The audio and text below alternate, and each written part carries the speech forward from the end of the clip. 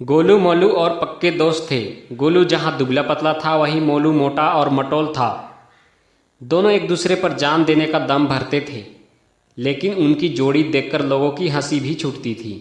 एक बार उन्हें किसी दूसरे गांव में रहने वाले मित्र का निमंत्रण मिला।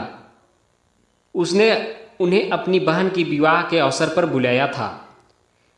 उनके मित्र का गांव कोई बहुत दूर तो नहीं था, लेकिन वहां तक पहुंचने के लिए जंगल से होकर गुजरना पड़ता था, और उस जंगल में बहुत सारे जंगली जानवर भी रहते थे। दोनों चल दिए।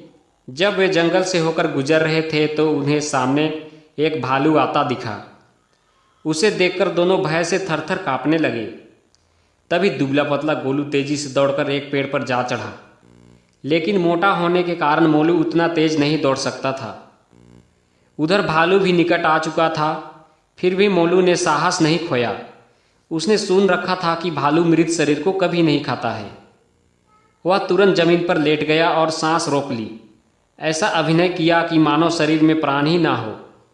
भालू घुर्राता हुआ मोलू के पास आया, उसके चेहरे व शरीर को सूंघा और उससे मृत समझकर आगे बढ़ गया।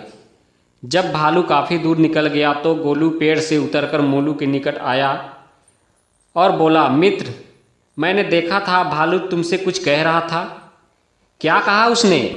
मोलू ने गुस्से भरकर जवाब दिया, मुझे मित्र कहकर ना बुलाओ। और ऐसा ही कुछ भालू ने भी मुझसे कहा। उसने कहा, गोलू पर विश्वास न करना, वह तुम्हारा मित्र नहीं है। सुनकर गोलू शर्मिंदा हो गया। उसे अभ्यास हो गया था कि उससे कितनी भारी भूल हो गई थी।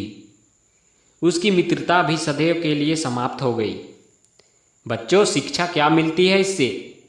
सच्चा मित्र वही है जो संकट के समय में काम आए।